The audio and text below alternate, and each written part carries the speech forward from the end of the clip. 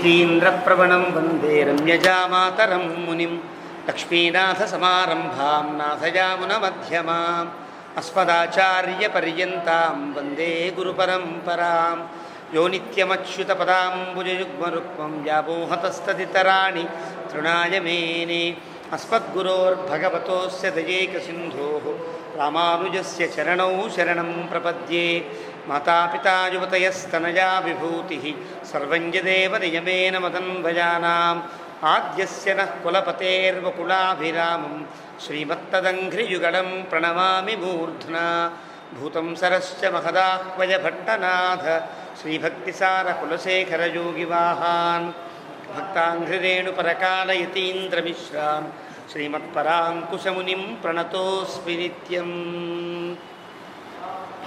पितामहस्यापि पितामहाय प्राचेतसादेशफलप्रदाय श्रीभाष्यकारोत्तमदेशिकाय श्रीशैलपूर्णाय नमो नमस्तात् आचार्यानस्मदीयानपि परमगुरून् सर्वमाचार्यवर्गं श्रीमद्रामानुजाख्यं मुनिमखिलजनोद्धारणायावतीर्णं पूर्णार्यं यामुनेयं मुनिवरमथतौ रामराजीवनेत्रौ वन्दे नाथं मुनीन्द्रं वकुलधरचमूनाथलक्ष्मीमुकुन्दान् अस्मद्गुरुभ्यो नमः।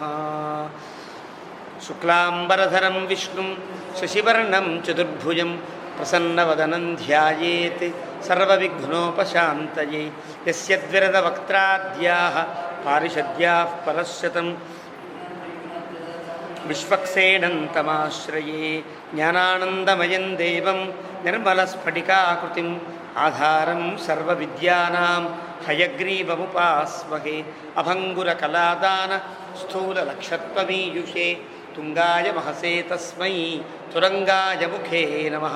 कूजन्तं राम रामेति मधुरं मधुराक्षरम् आरुह्य कविताशाखां वन्दे वाल्मीकिकोकिलं वाल्मीकेर्मुनिसिंहस्य कवितावनचारिणः शृण्वन् रामकथानादं को न याति पराङ्गतिं यः पिबन् सततं रामचरितामृतसागरम् अतृप्तस्तं मुनिं वन्दे प्राचेतसमकल्मषं गोष्पदीकृतवाराशिं वशकीकृतराक्षसं रामायणमहामालारत्नं वन्दे लीलात्मजम् अञ्जनानन्दनं वीरं जानकीशोकनाशनं कपीशमक्षहन्तारं वन्दे लङ्काभयङ्करम् आमिषीकृतमार्ताण्डं गोष्पदीकृतसागरं तृणीकृतदशग्रीवम् आञ्जनेयं नमाम्यहं मनोजवं मारुततुल्यवेगं जितेन्द्रियं बुद्धिमतां वरिष्ठं वातात्मजं वानरयूथमुख्यं श्रीरामदूतं शिरसा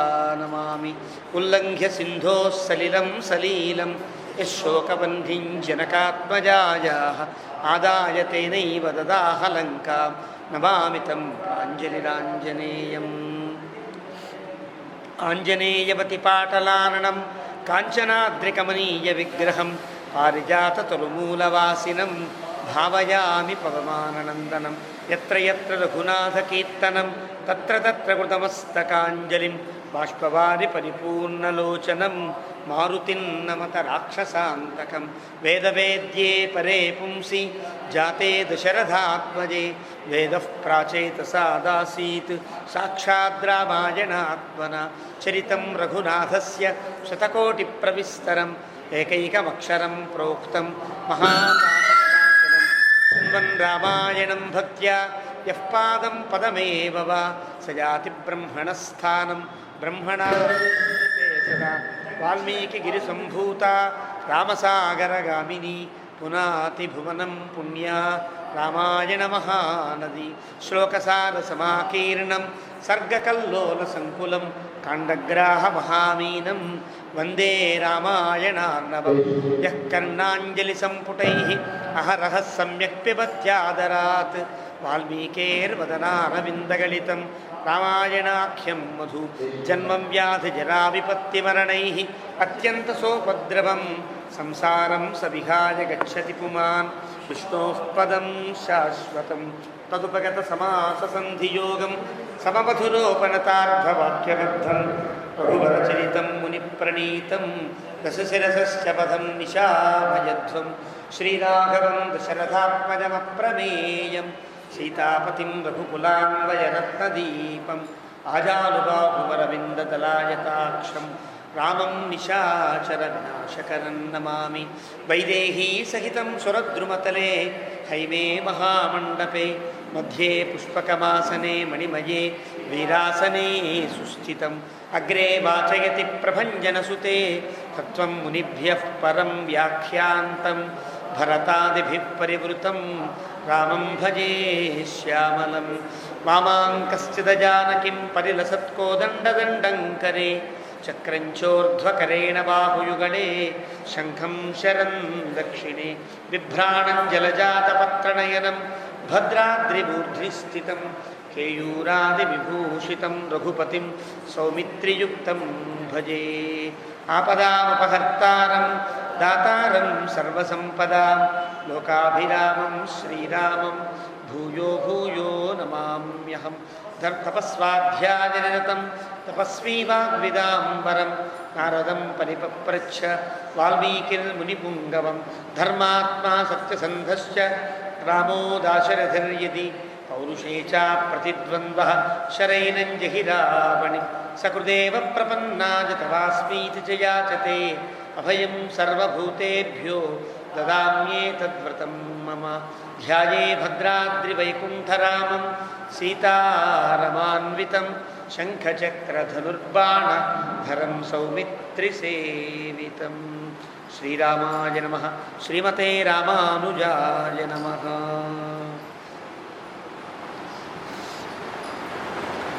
భగవద్బంధులారా, శ్రీరామచంద్ర మహాప్రభువు అవతరించిన విళంబిరామ సంవత్సరం. ఈ పవిత్రమైనటువంటి సంవత్సరంలో రామచంద్రమూర్తి యొక్క కథాగానం ప్రధానంగా వాల్మీకి మహర్షితే విరచితమైనటువంటి రామాయణాన్ని సమగ్రంగా తెలుసుకోవాలనేటువంటి ప్రయత్నంతో ప్రతి శ్లోకంలో ఉండేటువంటి భావం అంతా చెప్పలేకపోయినా శ్లోకంలో ప్రధానంగా ఉండే అంశాన్ని మనం చెప్పుకుంటూ ప్రతి శ్లోకార్థ ప్రవచనంగా ప్రారంభించి 10 నెలలు గడిచాయి. 11వ మాసంలో ఉన్నాం. అయోధ్యాకాండలో ఉన్నాం. అయోధ్యాకాండలో భరతుడు రామచంద్రమూర్తిని మళ్ళీ వినివర్తయుతుం బలాత్ అంటాడు వాల్మీకి. ఎలాగైనా సరే రాముణ్ణి వెనక్కి తీసుకురావాలనే పట్టుదలతో బయలుదేరి, కేవలం ఏదో ముఖస్థుతికి మాత్రమో లేదా అంతా ఏదన్నా అనుకుంటారు కాబట్టి ఒకసారి వెళ్ళొచ్చేద్దాం, అయితే రాకుండా ఉంటే మనమే పరిపాలించుకోవచ్చు అనే అభిప్రాయంతో కాకుండా వెళ్ళాలి, ఎలాగైనా రాముణ్ణి వెనక్కి తీసుకురావాలి అనేటువంటి తపన కనిపిస్తుంది భరతుడిలో ప్రతి సందర్భం, ప్రతి శ్లోకంలో కూడా. అలాంటి స్థితిలో గుహుణ్ణి కలిశాడు శృంగుబేర పొలంలో.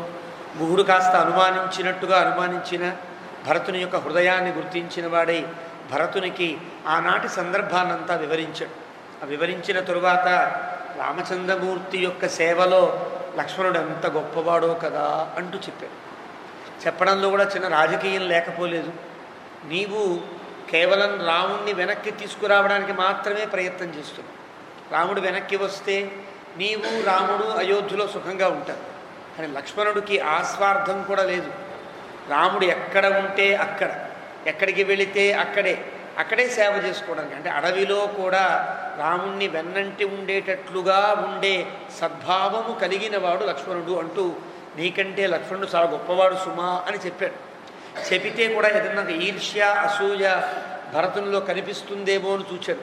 కనిపించలేదు సరిగదా. గుహస్య వచనం శ్రుత్వా సప్త అశీతితమ సర్గ ప్రారంభం, 87వ సర్గ. గుహుడు చెప్పిన మాటలన్నీ విన్నాడు భరతుడు. గుహస్య వచనం శ్రుత్వా భరతో భృశం అప్రియం ధ్యానం జగామ తత్రైవ యత్ర తచ్శ్రుతం అప్రియం. 2 మార్లు అప్రియం అని ప్రయోగించింది. 2 మార్లు అప్రియం అంటే రామచంద్రమూర్తి అడవికి వెళ్ళడం ఒక అప్రియం, తనకి ఇష్టం లేదు. తన కోసమని లక్ష్మణుడు రాముని కోసమే సేవ చేస్తూ లక్ష్మణస్వామి కూడా ఇంత కష్టాన్ని అనుభవించాలనుకోవడం కూడా అప్రియం. అంటే భరతుడికి లక్ష్మణస్వామి మీద ఉండే ప్రేమ కూడా మనకి 2 పదముల వల్ల తెలుస్తుంది. గుహుడి మాటలో వింటే భరత భృశం అప్రియం ధ్యానం జగా. ఒకసారి ధ్యానం చేశాడు. ఎవరిని ధ్యానం చేశాడు అంటే ఒక లక్ష్మణస్వామి ఒక వ్యక్తి వెంట ఒక వ్యక్తి కష్టాల్లో కూడా తాను కష్టపడినా పర్వాలేదు అనుకున్నాడంటే ఆ వ్యక్తి ఎంత గొప్పవాడై ఉంటాడో, అంత గొప్పవాడై ఉంటే కదా ఈ వ్యక్తి అంత సాహసిస్తాడు, అంత ప్రేమను చూపిస్తాడు. కాబట్టి రాముని యందు అంత ప్రేమ కలిగిన వాడంటే రాముని యొక్క రూపం ముందు కదలాడినట్టుగా కదలాడింది. ఎలాంటి వాడు రాముడు? ఎత్ర తచ్శ్రుతం అప్రియం. ఎక్కడ రాముడు ఉన్నాడో అక్కడి దాకా మనసు వెళ్ళింది.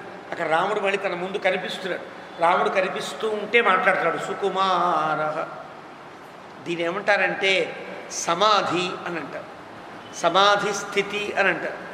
దేనిని ఇష్టంగా మనం తలుస్తూ ఉంటామో, ఇష్టంగా తలిచిన వస్తువు కళ్ళ ముందు కనిపిస్తున్నట్లుగా ఉండి లోకాన్ని మర్చిపోయే స్థితిని సమాధి అని అంటారు. మనకి భాగవతంలో ఒక అందమైన కథ, మనకి తిరుప్పావైలో కూడా దాన్ని కొద్దిగా చెప్పుకున్నాం. ఒక గోపిక కృష్ణమూర్తి యొక్క వేణునాదాన్ని విన్నది. యమునకు వెళ్ళాలి అని గబగబా ఇంట్లో పనులన్నీ పూర్తి చేసుకుంది ఆ కోడలు, ఆ ఇంటి కోడలు. గబగబా వెళ్ళిపోవాలి. కృష్ణుడు అక్కడ వేణునాదం చేస్తుంటే అక్కడ కూర్చోవాలి, అక్కడ డ్యాన్స్ చేయాలి, ఆడాలి, నీళ్ళు తీసుకోవాలి, వచ్చేయాలి. ఇది గోపికల యొక్క పని. కానీ ఏ అత్తగారు ఊరుకుంటారు, ఏ మామగారు ఊరుకుంటారు? తన కోడలు పరాయి పురుషుడి దగ్గరికి వెళుతోంది అంటేనే చిన్నతనంగా అనిపిస్తుంది కదా. కానీ ఆ గోపికని ఆ ఇంటి వారంతా నిర్బంధించేశారు. నిర్బంధం అంటే కదలనివ్వకుండా ఉంచారు. కదిలావా జాగ్రత్త, కాళ్ళు వేర కొట్టేస్తానన్నట్లుగా చెప్పారు. ఆ చెప్పితే ఎక్కడ వాళ్ళు చెప్పారో అక్కడ నిలబడి ఆ గోపిక అదిగో కృష్ణుడు వేణునాదం ప్రారంభించాడు. ఆవులు ఇలా పైకి చూస్తూ ఉంటాయి, దూడలు ఇలా ఉంటాయి, నా చెలికత్తలంతా డ్యాన్స్ చేస్తూ ఉంటారు, కృష్ణుడు ఆనందంగా ఉంటాడు, వీళ్ళంతా గొప్ప ఆనందాన్ని అనుభవిస్తూ ఉంటారని ఆ ఆనందాన్ని అనుభవిస్తూ ఇక్కడే నాట్యం చేస్తూ ప్రాణాలు విడిచింది. ఆవిడికి ఏం పేరు పెట్టాలి అని భాగవతంలో పోతన వ్యాసుడు ఏం పేరు పెట్టాడు? ఆవిడ పేరేమిటో తనకి తెలియదు వ్యాసుడికి. చింతయంతి అని పేరు పెట్టాడు. చింతయంతి అంటే ఆ కృష్ణుణ్ణే తలుస్తూ పరంపదించిన గోపిక, ఒక ప్రేమమూర్తి అని పేరు పెట్టాడు. దాన్ని సమాధి స్థితి అని అంటారు. కాబట్టి చింతయంతి గోపిక అంటారు. మన పెరియవాచ్యానం వెళ్ళేవారి వ్యాఖ్యానాల్లో కానీ చింతయంతీం పోలే అని, చింతయంతి వలే అని అంటారు. ఆ చింతయంతి గొప్ప, మన పూర్వాచార్యుల వ్యాఖ్యానాల్లో కూడా చాలా ఇష్టంగా పరిగణిస్తారు ఆ గోపికని. ఆ గోపికకి పేరు చింతయంతి. ఏ స్థితిని పొందింది ఆవిడ? ఆత్మనిక్షేప కార్పణ్యే. శరణాగతిలో ఆత్మనిక్షేపం అంటారు. శరీరాన్ని ఇక్కడే ఉండొచ్చుగాక ఆత్మని అక్కడే అంకితం చేసిన ఆత్మ అక్కడి నుంచి తిరిగి రాకపోతే శరీరమే అవుతుంది. శరీరంలో ఆత్మ ఉన్నప్పుడే శరీరం ఇలా ఉంటుంది. ఈ ఆత్మ ఎక్కడో ఉండిపోయి మళ్ళీ తిరిగి రాకపోతే దీని శవమే మారిపోతుంది. కాబట్టి చింతయంతి ఆత్మ సమర్పణం అంటారే. శ్రవణం కీర్తనం విష్ణోహ దగ్గర ఆత్మనివేదనం అని ఎనిమిదవ భక్తికి ఆత్మనివేదన భక్తి అని పేరు. ఆ రకంగా ఆత్మనివేదన జరిగిన తర్వాత మళ్ళీ ఆత్మ తిరిగి రావాలి, ఇది శవం. కాబట్టి చింతయంతి చాలా గొప్ప మహాభక్తురాలుగా పరిగణిస్తారు. అలాంటి స్థితిని పొందాడు భరతుడు. చింతయంతి అన్నట్లుగానే రాముడు అనిపించగానే రాముని యొక్క తత్వమంతా గుర్తొచ్చి సుకుమార, ఎంత సుకుమారుడు, మహాసత్వ, చాలా మంచివాడు, సింహస్కంధ, మూపురములు సింహముకు వలె చాలా గంభీరమైనటువంటి మూపురములు కలిగినవాడు, మహాభుజ, ఎంతో పరాక్రమం కలిగిన ధర్మానికి కట్టుబడి అడవికి వెళ్ళిపోయాడు, పుండరీక విశాలాక్ష, అందమైన కనులు కలిగినవాడు, తరుణ, యవనంలో ఉన్నాడు, ప్రియదర్శన, ఎవరినైనా ఆనందపరిచేటువంటి గొప్ప రూపసంపద కలిగినవాడు అంటూ రాముడు గుర్తొస్తూ ఉంటే ప్రత్యాశ్వాస్య ముహూర్తంతు, ఆ ఒక ముహూర్తకాలం అంటే 48 నిమిషముల పాటు ఏమీ ఈ లోకాన్ని మర్చిపోయిన స్థితిలో కాలం పరమ దుర్మనాహ, మనస్సు చాలా కకావికలమైపోయి పపాత సహసా తోత్రై, నిలుచున్నవాడు నిలుచున్నట్టుగా కింద పడిపోయాడు అంతే. ఒక ఆధారం కింద పడిపోతున్న చేయి కింద పెట్టడంలాగా కాదు. పపాత సహసా తోత్రై హతివిద్ధ ఇవద్విప, గట్టిగా ఒక అంకుశములతో పొడుస్తూ ఉంటే, కుంభస్థలం మీద కొడుతూ ఉంటే ఏనుగు అమాంతం కింద పడిపోయినట్లుగా భరతుడు పడిపోయాడు. అంటే శరీరం మీద స్పృహ లేని స్థితిలో పడిపోయాడు అంత. తదవస్థంతు భరతం, భరతుడు పడిపోతున్నాడని గమనించిన శత్రుఘ్నో అనంతరస్థిత, వెనకాల శత్రుఘ్నుడు ఉంటాడు. పరిష్వజ్య రురోధ ఉచ్చై విసంజ్ఞ శోకకరిషిత, గట్టిగా ఏడుస్తూ పట్టుకున్నాడు భరతుడు. భరతుడు అంటే ఇష్టం శత్రుఘ్నుడికి. పడిపోతుంటే ఈయన గట్టిగా కౌగిలించుకుని వెనకాల నుంచి అలా ఏడిచి ఏడిచి తన చేతుల్లో వారిపోయాడని తాను వాలి కింద పడిపోయారు. ఇద్దరు కూడా కూడగట్టుకుని కింద పడిపోయారు. అంటే వారిద్దరికి ఎంత ప్రేమ చూస్తే అర్థమవుతుంది. ఎలాగ విసంజ్ఞ, స్పృహ లేనివాడు భరతుడే కాడు, శత్రుఘ్నుడు కూడా స్పృహ తప్పి అలా కింద పడిపోయారు. శోకకనిషిత తతసర్వా సమాపేతు మాతరో భరతస్యతాః. వెంటనే ఇద్దరులాగా చెట్లు, రెండు చెట్లు ఇలా కలిసి పుడితే, ఒక చెట్టు కొడితే రెండు చెట్లు వాలిపోయినట్టుగా పడిపోతే దూరంగా ఉండే తల్లులు గబగబా పరిగెత్తుకుంటూ వచ్చారు. ఏం జరిగిపోయిందో తెలియదు కదా. వచ్చి ఉపవాస కృషాదీనా, వాళ్ళంతా వాళ్ళని ఉపయోగిస్తూ ఉన్నారంటే వాళ్ళు పాపం ఉపవాసం చేస్తూనే ఉన్నారు. వాళ్ళకి తిండి నిద్రాహారాలు ఏం లేవు. వాడు ఉపవాస కృషాదీనా, ఉపవాసము చేత కృషించినటువంటి దేహమును కలిగిన వారు దీన వ్యవస్థలో ఉన్నారు. భర్తృవ్యసన కలిసిత, భర్త పోయాడనే బాధ ఇంకా పోకుండా కనుల ముందు కుమారుడు ఇద్దరు పడిపోయారంటే ఆ బాధ వర్ణనాతీతం కదా అని తాశ్చ తం పతితం భూమౌ రుదంత్య పర్యవారయన్. వారిద్దరు పడిపోతుండే చూసి భరతుడిని చూచి ఒక్కసారిగా చుట్టుముట్టినట్టుగా చుట్టూ వచ్చేసారు. కింద పడిపోయి ఉన్నాడు భరతుడు. వత్సల కౌసల్య త్వం కౌసల్యాతు అనుసృత్యైనం దుర్మనాహ పరిశస్వజే. ఒకసారి కౌసల్య పరిగెత్తుకుంటూ వచ్చి భరతుడిని కౌగిలించుకుని ఒడిలో కూర్చోబెట్టుకుని వత్సలా స్వం యథా వత్సం ఉపగూహ్య తపస్విని పరిపప్రచ్ఛ భరతం రుదంతి శోకలాలస. ఒక దూడని కనుక, అప్పుడే పుట్టిన దూడని కనుక ఆవు దాని మీద ఉండే మావిని నాకి ప్రేమగా దగ్గరికి తీసుకున్నట్లుగా కౌసల్య భరతుడిని దగ్గరికి తీసుకుని ఇలా అంటోంది, పుత్ర నాన్న వ్యాధి నతే కచ్చితు, ఏదైనా వ్యాధి ఏర్పడిందా అంటే శారీరకంగా ఏదైనా ఒక అలసట ఏర్పడింది, పడిపోయావు. నతే కచ్చితు ఉన్నదా, శరీరం పరిబాధతే, శరీరం అన్న బాధిస్తోందా. అద్య రాజకులస్య అద్య, ఈ రోజున ఈ అస్య కులస్య రాజకులస్య, ఈ రాజకులం మొత్తం కూడా తదధీనం హి జీవితం, నీ ఒక్క జీవితం నీ చేతిలో లేదు, మా అందరి జీవితాలు కూడా నీ చేతిలో. కాబట్టి మా అందరి కోసమైనా నువ్వు గుండె దిటవు చేసుకుని ఉండాలి అని చెబుతూ త్వాం దృష్ట్వా పుత్ర జీవామి రామే ప్రవ్రాజితే రామే సభ్రాతృకే గతే వృత్తే దశరథే రాజ్ఞి నాథ ఏకః త్వమద్యనః. త్వాం దృష్ట్వా పుత్ర జీవామి, నిన్ను చూసి బతుకుతున్నామయ్యా మేము. రాముడు తమ్ముడితో పాటు అడవికి వెళ్ళిపోయాడు కదా, ఇంకా నీవు కదా ఉన్నది.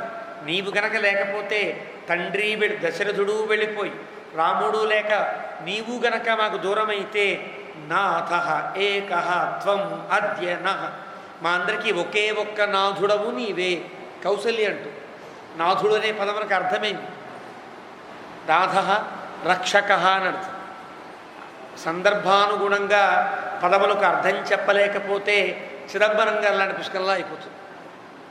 ఆ పుస్తకంలో ఎక్కడ ఏ పదాన్ని ప్రయోగించాలో తెలిసి సావకపోతే ఇలాగే ఉంటుంది.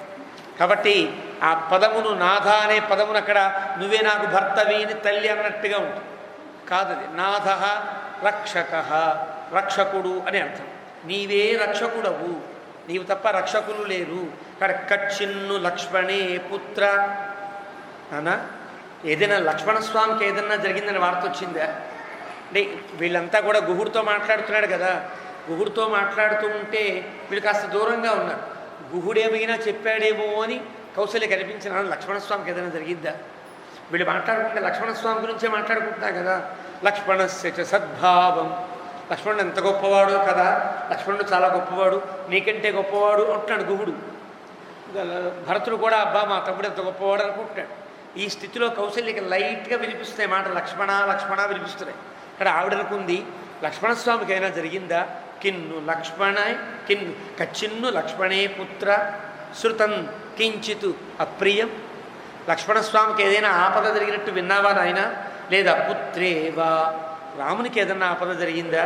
ఏకపుత్రాయా సహ భార్యేవ నంగతే.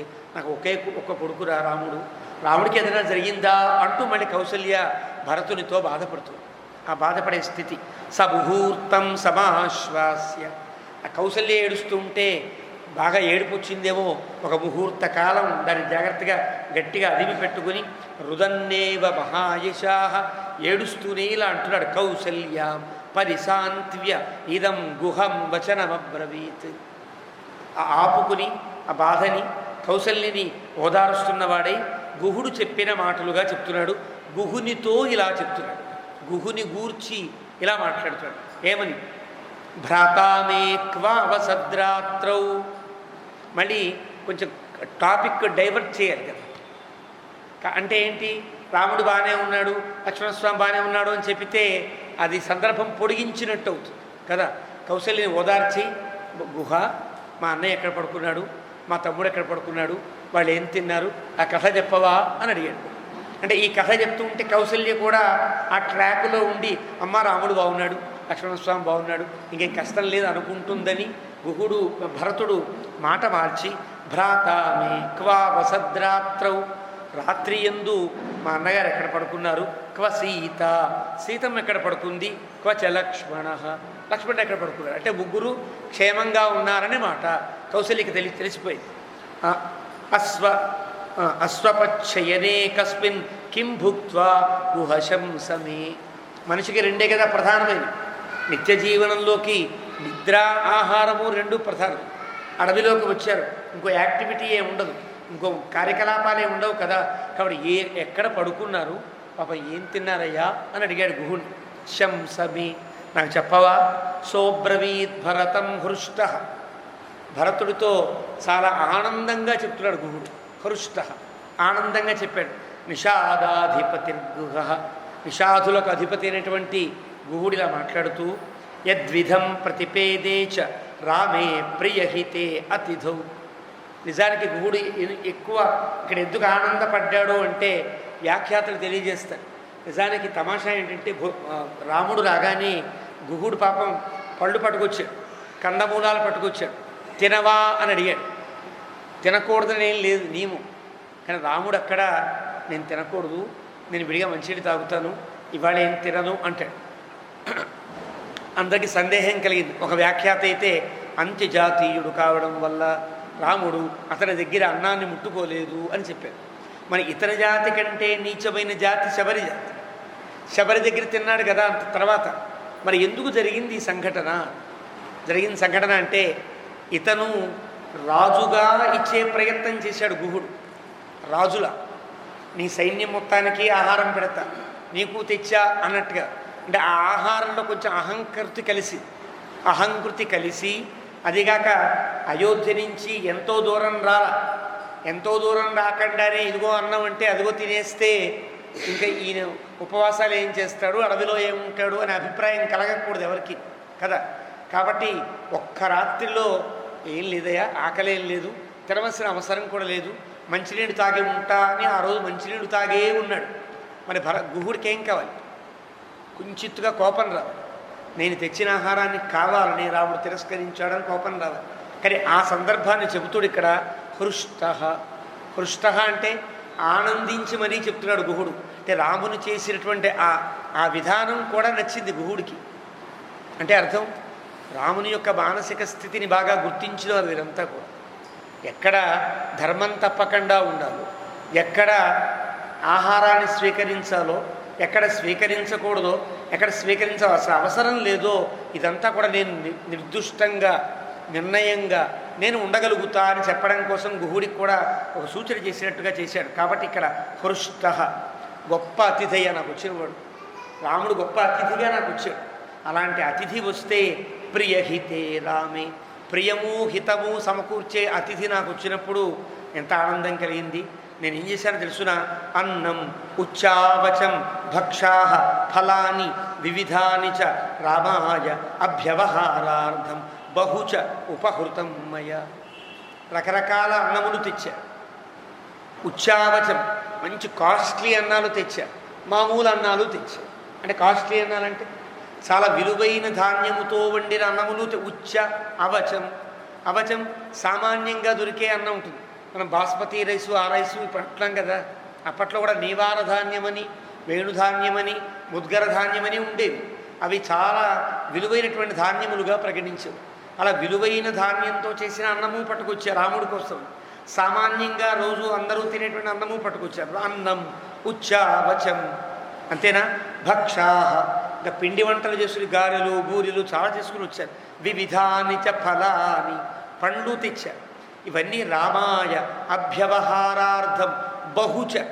ఒక పిండి వంట కాదు, ఒక గారెలు కాదు, పిండి వంటలు అనేక రకాలు, అన్నములు అనేక రకాలు, పానీయములు అనేక రకాలు. బహుచ అంటే అర్థం అది. ఇన్ని రకాలు తెస్తే రాముడు అన్నాడు తత్సర్వం ప్రత్యనుజ్ఞాసీత్ రామ సత్యపరాక్రమ నతు తత్ప్రత్యగృహ్ణాత్ సహ క్షత్రధర్మమనుస్మరన్. ఇంత తెస్తే రాముడు క్షాత్రధర్మాన్ని పాటిస్తున్నవాడే, నాకు మంచి మిత్రుడే, కానీ క్షాత్రధర్మాన్ని పాటించాడు అక్కడ. ఎందువలంటే నేను చేసే పని తప్పు పని. నేను మిత్రుడుగా వెళ్ళి చేస్తే బాగుండేది. నేను గొప్ప రాజులాగా విషాదరాజు వలె వెళ్ళాను. ఆ వెళ్ళడం తప్పైపోయింది.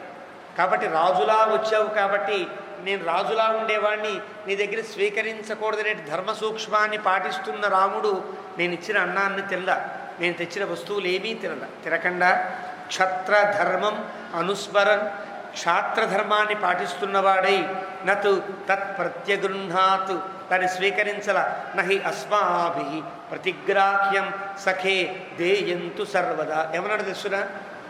మిత్రుడా అని సంబోధించాడు. నువ్వు రాజులా వచ్చావు కానీ నేను మిత్రుడుగా భావిస్తున్నా. మిత్రుడా, నీకు నేను ఏదన్నా పెట్టాలి తప్ప నీ దగ్గర తీసుకుంటానా అని సున్నితంగా నా మాటను తిరస్కరించి, నా ఆతిథ్యాన్ని తిరస్కరించి, ఇతి తేన భయం రాజన్ అనునీతా మహాత్మన. రాముడు అలా అంటేనే మేము పొంగిపోయాం తప్ప నాకు కష్టం కలగల. నా అన్నం తినలేదనే బాధ లేకుండా నాకు ఆనందం కలిగేటట్లుగానే నన్ను అనునయించినట్టుగా మాట్లాడాడయ్యా. ఒకసారి తిరస్కపోతావో అలా నేను తెచ్చిన ఆతిథ్యం తీసుకోకపోయినా కూడా నాకు ఎలాంటి కష్టము కలగకుండా ఉండేటట్టుగా మాట్లాడాడు. కాబట్టి లక్ష్మణేన సమానీతం. అప్పుడే లక్ష్మణస్వామి గంగానదిలో దిగి ఆ తామరాకులతో నీళ్లు తెస్తే ఆ నీళ్లు తాగి ఔపవాస్యంతదాకర్షీత్ రాఘవ సహ సీతయా. ఉపవాసాన్ని చేశాడు సీతతో పాటుగా లక్ష్మణస్వామి కూడా.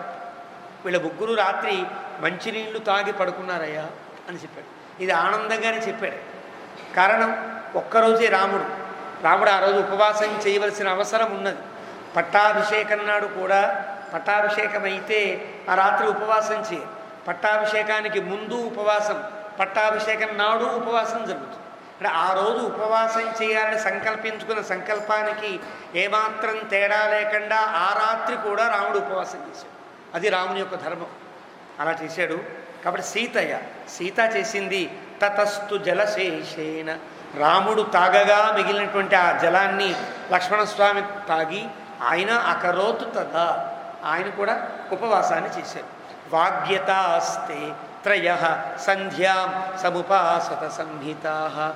వాగ్యతా చాలా నియమవంతులై ముగ్గురు కూడా సంధ్యావందనాన్ని ఆచరించి హాయిగా కలిసి ఇక్కడే విశ్రాంతిని పొందారు అని చెప్పాడు. ముగ్గురు సంధ్యావందనం చేశారా అంటే ముగ్గురు చేశారు. సీతమ్మ కూడా చేసిందా? సీతమ్మ కూడా చేసింది సంధ్యావందనం. ఆడవాళ్ళకు కూడా సంధ్యావందనం ఉన్నదా? ఉన్నది. అంటే ఎవరెవరికి ఏ విధమైన సంధ్యావందనం ఉన్నదో అది ఎప్పుడూ ఉంటుంది. సుందరకాండలో హనుమంతుడు కూడా ఇక్కడ ఈ చెట్టు మీద ఉంటే గనక మంచి నది ఉన్నది, నిర్మలంగా జలం ఉన్నది కాబట్టి సంధ్యాకాలమనాశ్యామ సీత ఏష్యతి సీత అత్ర ఆగమేష్యతి అనేదో శ్లోకం.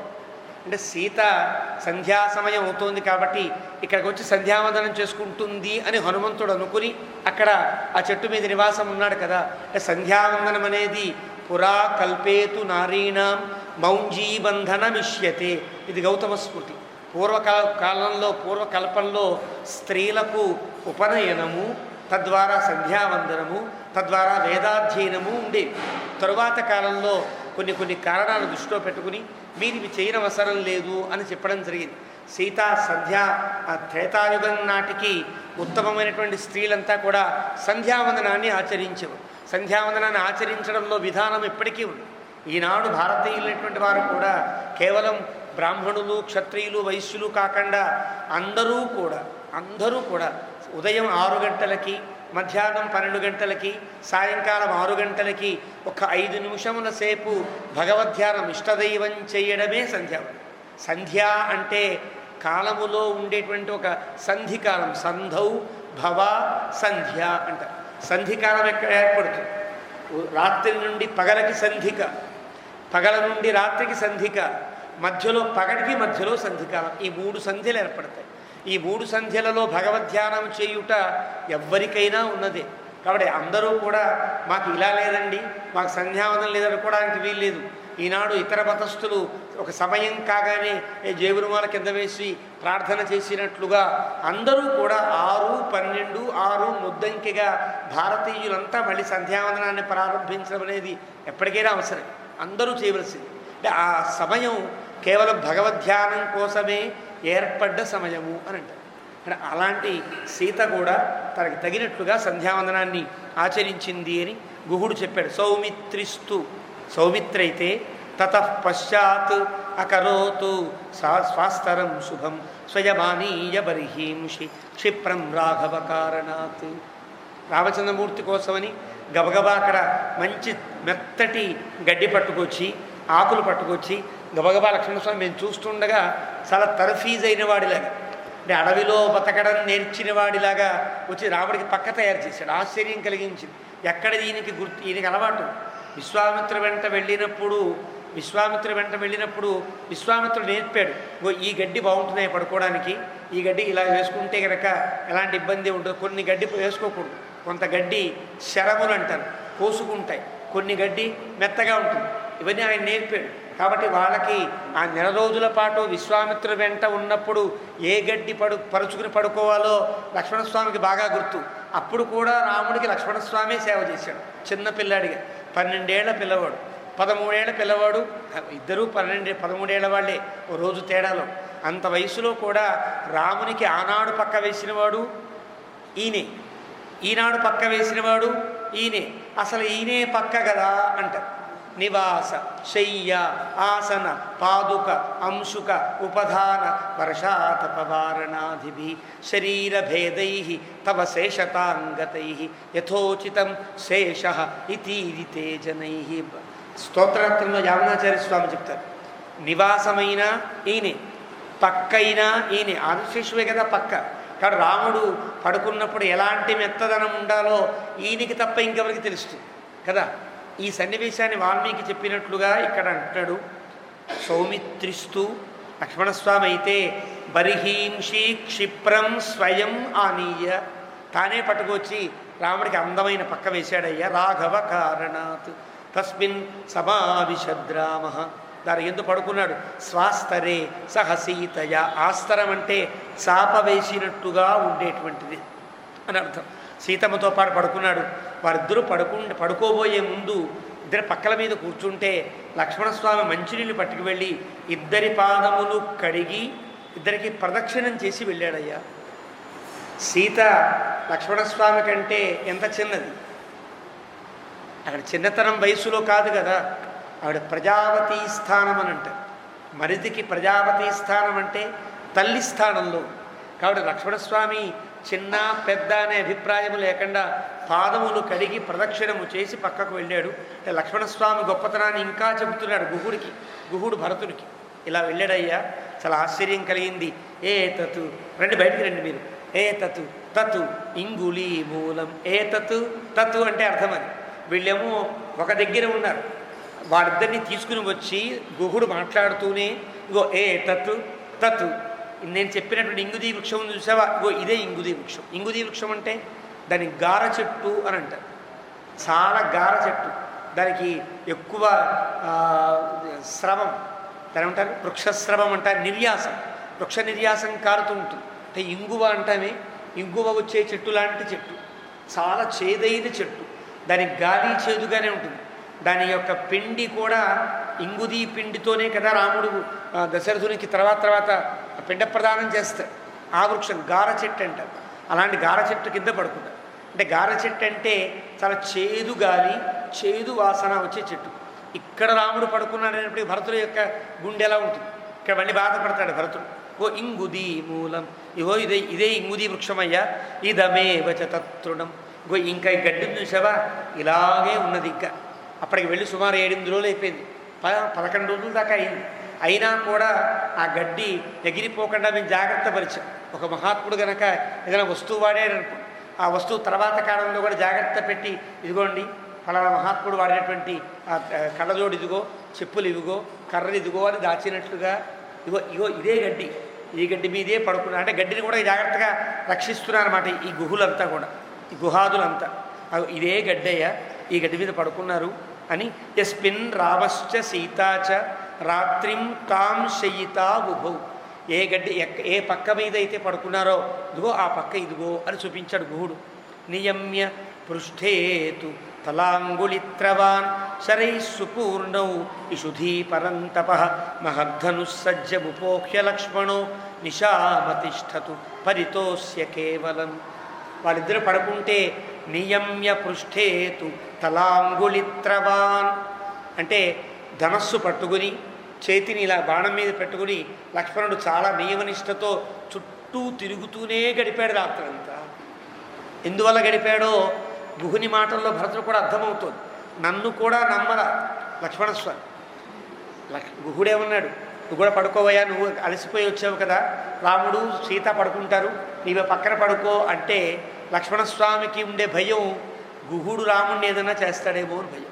కారణం భరతుడు రాజు అయ్యాడు, ఏదో ఒక వార్త అందుతుంది, తన సామంతరాజు రాముడిని లేకుండా చేసుకుంటే నిష్కంటకంగా ఉంటుందని భరతుని యొక్క ఆజ్ఞ తీసుకుని రాముడికి ఏదన్నా అపకారం చేస్తాడేమో అనేటువంటి ఉద్దేశ్యంతో లక్ష్మణుడు పడుకోలేదు.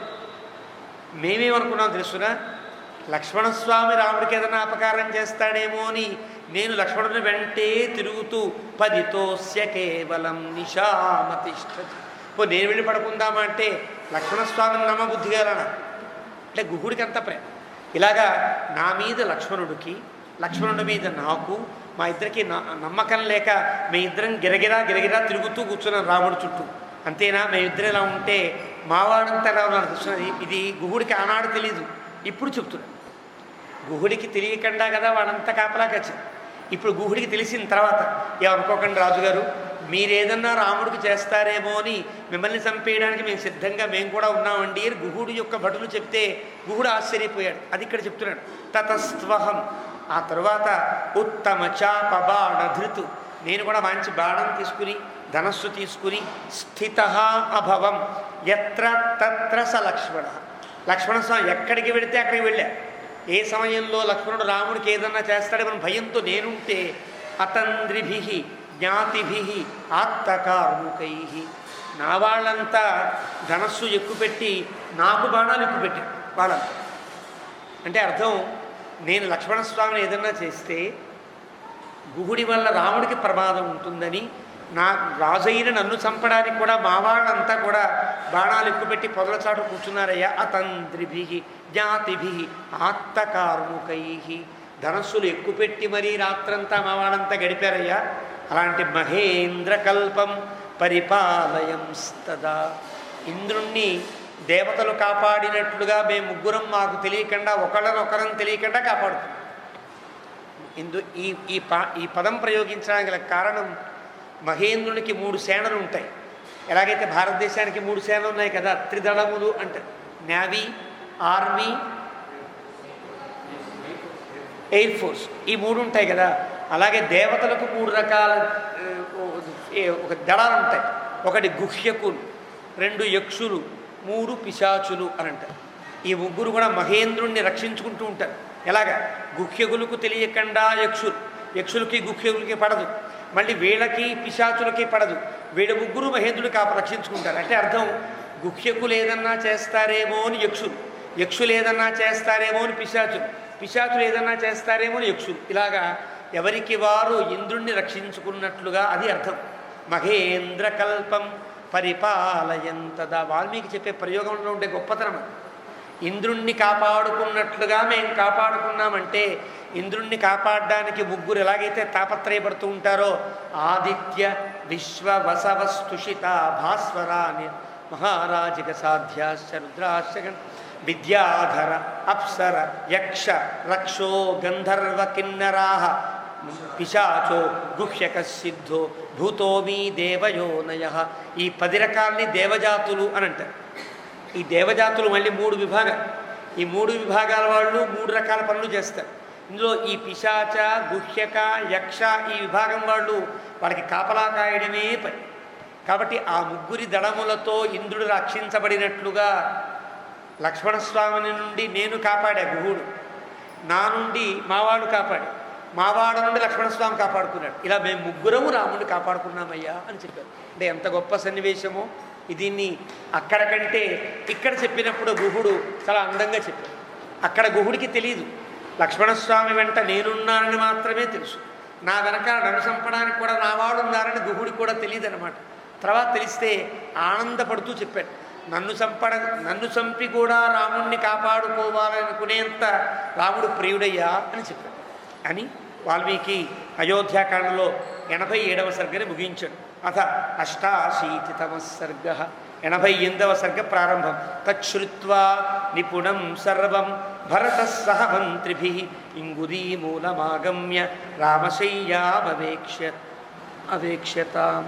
భరతుడు వచ్చాడు, మంత్రులందరినీ పిలిచాడు, రండి రండి పిలిచాడు. అందరూ వచ్చారు. అందరూ కలిసి ఆ ఇంగుదీ వృక్షం కిందకు వచ్చారు. చూపించాడు, ఇదిగో రాముడు పడుకున్న శయ్య. భరతుడికి గుహుడు చూపించాడు కదా, వాళ్ళకి ఆ మంత్రులు వీళ్ళందరికీ కూడా భరతుడు చూపిస్తున్నాడు. అబ్రవీత్ జననీ సర్వా ఇహతేన మహాత్మన శర్వరీ శయితా భూమౌ ఇదమస్య విమర్దితం. అమ్మా ఇక్కడే పడుకున్నాడు రాముడు. చూడండి, ఆ దర్భలు నలిగి ఉన్నాయి కదా, రాముడు పడుకున్నప్పుడు నలిగిన ఆ నలిగిన నలుగుబాటు కూడా ఇంకా మనం చూడొచ్చమ్మా అని చూపిస్తున్నాడు. మహాభాగ కులీనేన మహాభాగేన ధీమత జాతో దశరథేన ఉర్వ్యాం నరామస్వప్తుమర్హతి. దశరథుడు లాంటి చక్రవర్తికి పుట్టాడు మహాభాగుడు, మహాభాగ కులీనుడు. అంటే స్వతంత్రంగా తను సహజంగా రాజ్యంతో పుట్టాడు, సుఖాలతో పుట్టాడు.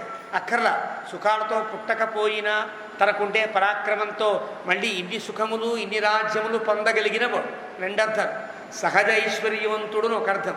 అంతేకాదు తను ఇంత ఐశ్వర్యాన్ని పొందగలిగిన వాడు. 2 సహజంగానూ వచ్చింది, తన యొక్క పరాక్రమం చేత పొందగలిగిన వాడు అని చెప్పడం కోసమని సహజంగా ఐశ్వర్యవంతుడు, పొందగలిగిన ఐశ్వర్యము కలిగిన వాడైనటువంటి రాముడు ఇలా పడుకోవచ్చా అమ్మా కింద?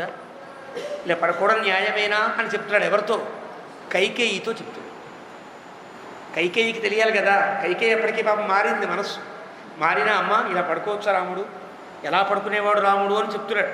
అజినోత్తర సంస్థీర్ణే వరాస్తరణ సంచయే శయిత్వా పురుషవ్యాఘ్ర కథం శేతే మహీతలే. అజినోత్తర సంస్థీర్ణే. కృష్ణ అజినోత్తరం మన భగవద్గీతలో సన్నియమ్య ఇంద్రియగ్రామం భగవద్గీతలో చెప్తాడు పరమాత్మ. ఎలా కూర్చోవాలంటే కింద దర్భన చాప వేసుకోవాలి, పైన ఇంకోటేదో వెయ్యాలి, పైన అజినం వెయ్యాలి, అజినం పైన మంచి వస్త్రం కప్పాలి. అప్పుడు మెత్తగా ఉంటుంది పక్క. అప్పుడు ఆరాధన సాగినా ఉపాసన సాగినా సాగుతుంది. అలాంటి అజినోత్తర సంస్థీర్ణే అన్ని రకాల జాగ్రత్తలు తీసుకుని ఉండేటువంటి అందమైన పడక మీద పడుకునే రాముడు, శయిత్వా పడుకుని అలవాటున్న రాముడు ఒకే రోజు కదా, ముందు రోజు దాకా ఆ పక్క మీద పడుకున్నాడు, ఇక్కడ ఈ రాళ్ళ మీద పడుకున్నాడు అని చెప్పడం కోసమని శయిత్వా పురుషవ్యాఘ్ర కథం సేతే మహీతలే. ఈ కింద ఎలా పడుకున్నాడో కదా, ఆశ్చర్యం కదా. మనమంటే కొంచెం సామాన్య వ్యక్తులం కాబట్టి కింద పైన పెద్దగా లెక్కలే ఉండదు. కానీ పుట్టిన దగ్గర నుంచి మహారాజా కుమారులై పుట్టి చక్రవర్తి బిడ్డలై ఉండేవాళ్ళకి ఎంత పెద్ద తేడానో మనం గమనించవచ్చు. ప్రాసాదాగ్ర విమానేషు వలభీషు చ సర్వదా హైమరాజత భౌమేషు పరాస్తరణశాలిషు. ఎన్నెన్ని ప్రాసాదేషు విమానేషు వలభీషు. వలభి అంటే పైన కట్టుకునే చంద్రకాంతపు గదులు. చల్లదనం కోసమని చంద్రకాంత శిలలు పరుచుకుని ఈనాడు మనం మార్పులు పరుచుకున్నట్లుగా పైన కట్టుకునేవాడు. అంటే ఆనందంగా చల్లగా ఉండేటట్టుగా కొన్ని దాని వలభీలు అంటారు. వలభీలకి కోటరములని పేరు. పైన చిన్న చిన్న గదులు మంచి గాలి వేస్తూ అక్కడ విశ్రాంతి తీసుకునేవారు రాజులు. అలాంటి వలభుల యందు, ప్రాసాదముల యందు, విమానముల యందు ఎప్పుడూ ఉండేటువంటి హైమరాజత భౌమేషు. పోనీ కింద నాపరాళ్ళు ఈరాళ్ళ హైమరాజత భౌమేషు. బంగారంతో బంగారపు తీగ ఏదో ఒక రేకులు పరిచినట్టుగా ఉండే భూములు, బంగారం మీదే వారి భూమి అంతా మామూలు నేల కాదు, బంగారము వెండి పరచినటువంటి ఆ భూమి మీద బతికిన రాముడు కదా. వరాస్తరణశాలిషు, మంచి మంచి కంబళ్ళ మీద తప్ప కాలు కింద పెట్టనివాడు కదా రాముడు. పుష్ప సంచయ చిత్రేషు, అనేక రకాల పుష్పములతో కూడినటువంటి పుష్ప సంచయంతో ఉండే రకరకాల కంబళ్ళ మీద ఉండేవాడు. ఎప్పుడు చందన అగరు గంధిషు, ఎప్పుడు చక్కటి చంద్రం వాసన. ఇక్కడ చూస్తే ఇంగుది వాసన, అక్కడ చంద్రపు వాసన. ఎంత తేడానో గమనించమ్మా. రాముడికి ఇంత కష్టం నీ వల్ల కలిగింది కదా అన్నట్లుగా కైకేయి కేసి తిరిగి చెప్తున్నాడు భరతుడు. ఇంత తప్పు నువ్వు చేశావు, పశ్చాత్తాపడు అని చెప్తున్నాడు అన్నమాట. ఇలా పశ్చాత్తాపడుతున్నాడు అని ప్రాసాద వరవర్యేషు శీతవత్సు సుగంధిషు. ప్రాసాదముల యందు చల్లటి గదులలో, చలిమర గదులు అంటారే ఏసీ గదులు, అలాంటి గదుల్లో పడుకునే రాముడు కదా. గీత వాదిత్ర ఉషిత్వా మేరు కల్పేషు కృతకాంచన భిత్తిషు. బంగారములు గోడలు, బంగారములే ఆభరణములు, రత్నములే తోరణములు అలా ఉంటే ఇళ్లలో పడుకునే రాముడు. గీతవాదిత్ర నిర్ఘోషై వరాభరణ నిస్మనై మృదంగవర శబ్దైశ్చ సతతం ప్రతిబోధిత. ఆయన లేవడం కోసం ప్రత్యేకంగా కీర్తనలు వాయిస్తారు, ప్రత్యేకంగా వీణావాదం చేస్తారు. ఆడవాళ్ళు నాట్యం చేస్తూ తమ ఆభరణముల ధ్వనితో లేపుతారు. అలాంటి మృదంగవర శబ్దైశ్చ, వాడు వేసేటువంటి నాట్యమునకు అనుగుణంగా సాగే మృదంగపు ధ్వనులతో రాముడు లేస్తాడే.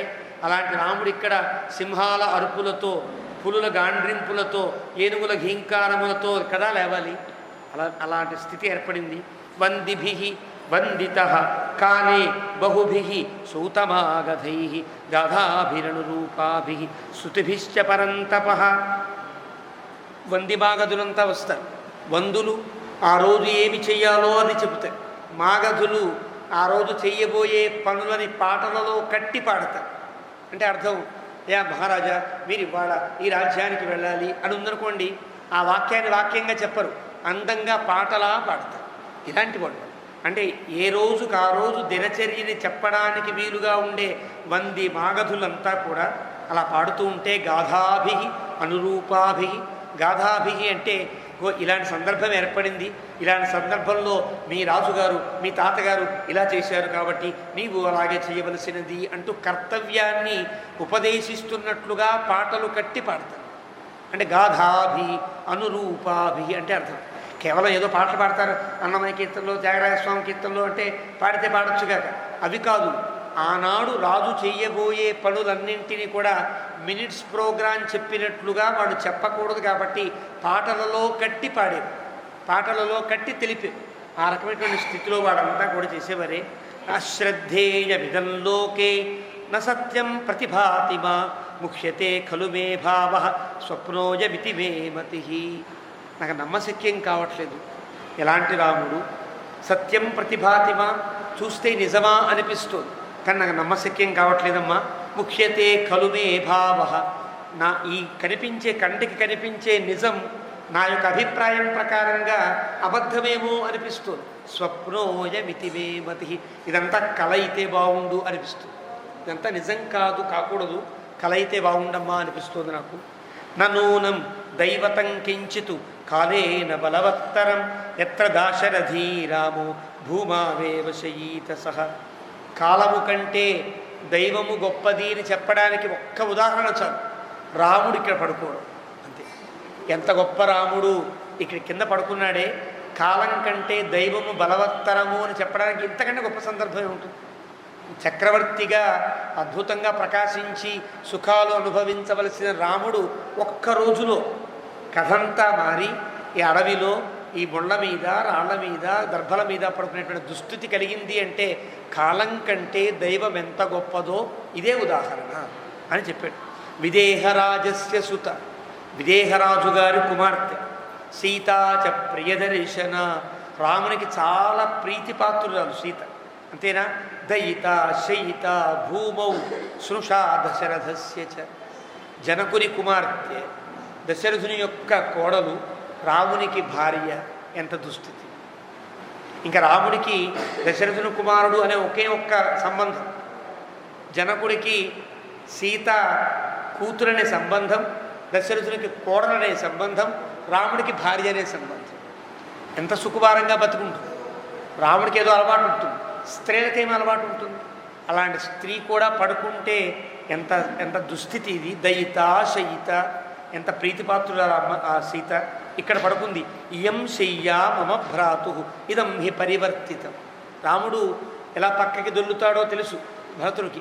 ఈ పక్కకి దొల్లినప్పుడు నువ్వు చూసావా, ఈ నేలంతా కూడా లోతుగా అయిందే, కాబట్టి రాముడు ఇటు దొల్లాడన్నమాట అంటూ అదే స్థితిలో స్థండిలే కఠినే సర్వం గాత్రై విమృజితం తృణం. గట్టి నేల మీద దొల్లాడు. దొల్లినప్పుడు ఆ గట్టి నేలకి పక్కనే ఉండేది ఆ అంచు జారి కొంచెం గుంట పడింది, దర్భలు నలిగే. రాముడు ఇటువైపు తిరిగి పడుకున్నాడన్నమాట. ఇదే యావపాడు, ఇదే స్థితి. ఇలా ఉండి మన్యే సా భరణా సుప్త సీతాస్మిన్ శయనోత్తమే తత్ర తత్ర హి దృశ్యంతే సక్తా కనకబిందవ. సీతమ్మ ఈ పక్కన పడుకుంది. కారణం, ఈ దర్భలకి తాళ్ళకి చిన్న చిన్న బంగారపు తునకలు అంటుకుని ఉన్నాయి. అంటే సీత ఇటు పడుకుంటే ఆభరణాలు కూడా చిన్న చిన్న డిజైన్లు ఉంటాయి కదా, అవన్నీ గుచ్చుకుని జారి ఉన్నాయి, ఇంకా బంగారు బిందులు కనిపిస్తున్నాయి అని భరతుడు చూపిస్తున్నాడు వాటిని. కాబట్టి సీతమ్మ ఈ పక్కన పడుకుంది. కనక బిందవ, చిన్న చిన్న కనక బిందువులు ఉంటాయి, ఆభరణాలను ఉండి డిజైన్లు ఉండి చిన్న చిన్న ఆభరణాలు ఇవన్నీ ఉంటాయి. ఇక్కడ అతుక్కున్నాయి ఇవన్నీ కూడా. ఉత్తరీయ మిహాసక్తం సువ్యక్తం సీతయా తదాఖ్యేతే ప్రకాశంతే సక్తా కౌశేయతంతవ.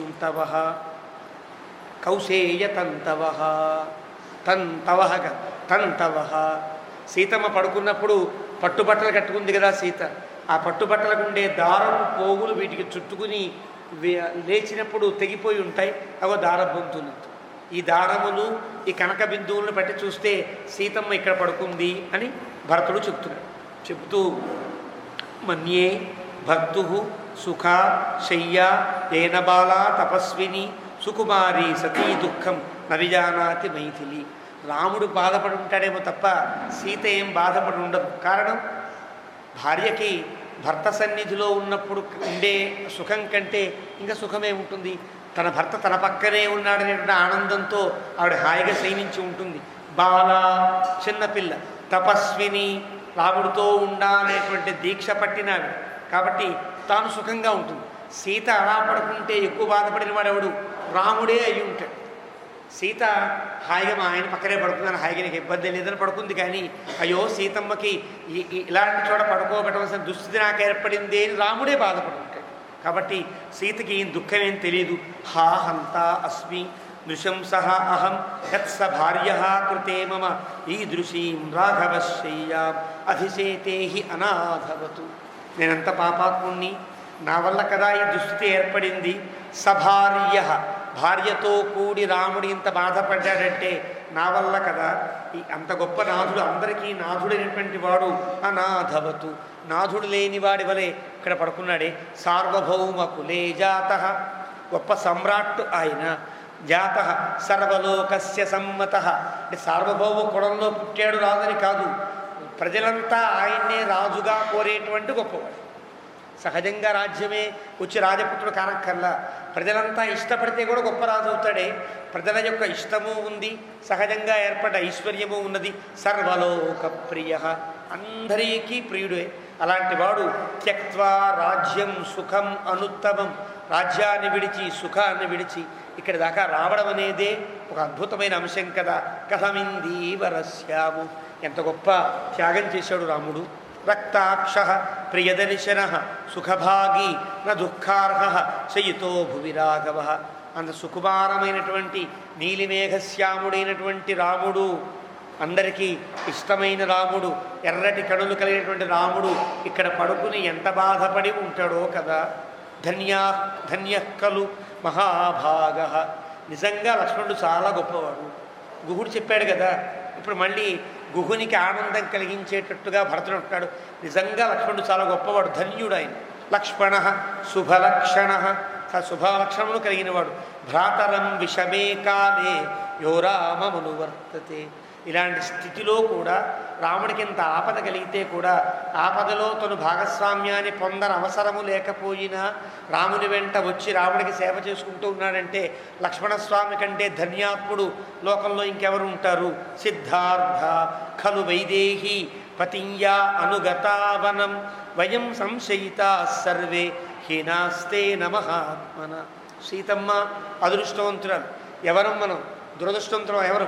మనమంతా కూడా సీతారామ లక్ష్మణులు దూరమైన మనమంతా కూడా దురదృష్టవంతులము అని చెప్పి అకర్ణధార పృథివీ, ఈనాడు పెద్ద మహాసముద్రంలో మహాప్రవాహంతో ఉండేటువంటి నదిలో మధ్యలో పడవ గనక ఏ తెరచాప లేకుండా ఉంటే ఎలా ఉంటుందో తెరచాప లేని స్థితిలో అయోధ్య అంతా కొట్టుమిట్టాడుతోంది కదా ఈనాడు. శూన్యేవ ప్రతిభాతిమా గతే దశరథే స్వర్గం రామే చ అరణ్యమాశ్రితే. దశరథుడు లేక రాముడు లేక అకర్ణధార పృథివీ, తెరచాపలేని పడవలే అటు ఇటు కూడా ఇబ్బంది పడుతోంది నా అయోధ్య అంతా కూడా. నచ ప్రార్థయతే కశ్చిత్ మనసాపి వసుంధరాం వనేపి వసతస్తస్య బాహువీర్యాభిరక్షిత. అయోధ్యను ఎవరు కోరుకుంటారు? రాముడికి కాకుండా అయోధ్య నాకు కావాలని కోరుకునేవాడు ఎవడన్నా ఉంటాడు లోకంలో? ఎవ్వరూ కోరుకోరు. రాముడే అయోధ్యకి రాజు కావాలని కదా అందరూ కోరుకుంటారు. అలాంటి అయోధ్య ఇప్పుడు ఎట్లా ఉంది? శూన్య సంవరణారక్షాం అయంత్రిత హయద్విపాం అపావృత పురద్వారాం రాజధానీమరక్షితాం.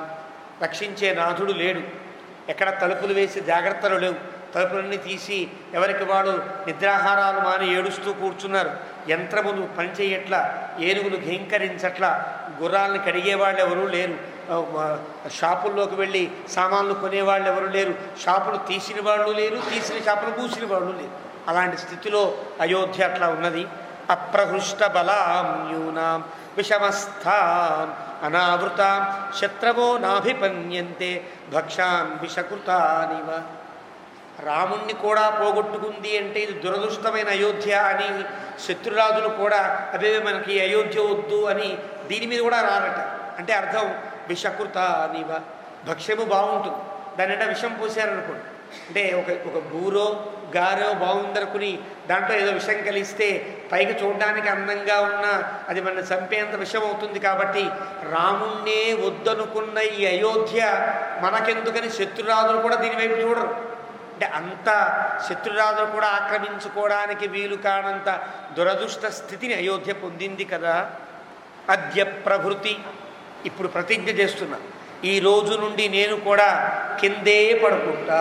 అది భరతుని గొప్పది. ఈ రోజు నుంచి నేను కూడా నేల మీదే పడుకుంటా. తృణేషువ, గడ్డి మీద. కానీ నా రాముడు కింద పడుకున్నాడు, గడ్డి మీద పడుకున్నాడు కదా, కాబట్టి నేను గడ్డి మీద కానీ కింద కానీ పడుకుంటా. ఫలమూల ఆశను నిత్యం, అన్నం తినదు, ఫలములు మూలములే తింటా. జటాచీరాణి ధారయన్, నేను కూడా జడలు కట్టుకుంటా. నారచీరలే అంటే చెట్లకు ఉండే బెరడులు ఉంటాయి, ఆ బెరడులే కట్టుకుని ఇక్కడే ఉంటా, ఇలాగే ఉంటా అంతే తప్ప. అంటే గొప్ప ప్రతిజ్ఞ. భరతుడికి రాజ్యం ఏర్పడినా ఒకవేళ రాముని యొక్క ఆజ్ఞతో తానే రాజైనప్పటికీ కూడా రాముడు వచ్చేంత వరకు కూడా జటలు ధరించి చీరబట్టలు కట్టుకుని నారబట్టలు కట్టుకుని కిందే పడుకుంటూ ఫలములు కండమూలములే తింటూ ఉంటా అంటే ఇది ఎంత గొప్ప ప్రతిజ్ఞ అర్థం చేసుకోవచ్చు. అలాగా ప్రతిజ్ఞ చేసి తస్యార్థగుత్తరం కాలం నివత్స్యామి సుఖం వనే తం ప్రతిశ్రవమాముచ్య నాస్య మిథ్యా భవిష్యతి. నేను కూడా అయోధ్యలో పట్టణముల మధ్యలో బిల్డింగ్ల మధ్యలో ఉండను, నేను కూడా ఒక అడవి లాంటి ప్రదేశంలోనే ఉంటా, అక్కడే ఉండి నేను కాలం గడుపుతా అని ఇది తం ప్రతిశ్రవమాముచ్య. ప్రతిశ్రవం అంటే ప్రతిజ్ఞ వంటిది, గొప్ప మాట, వెనుతీయరాని మాటకి ప్రతిశ్రవము అని పేరు.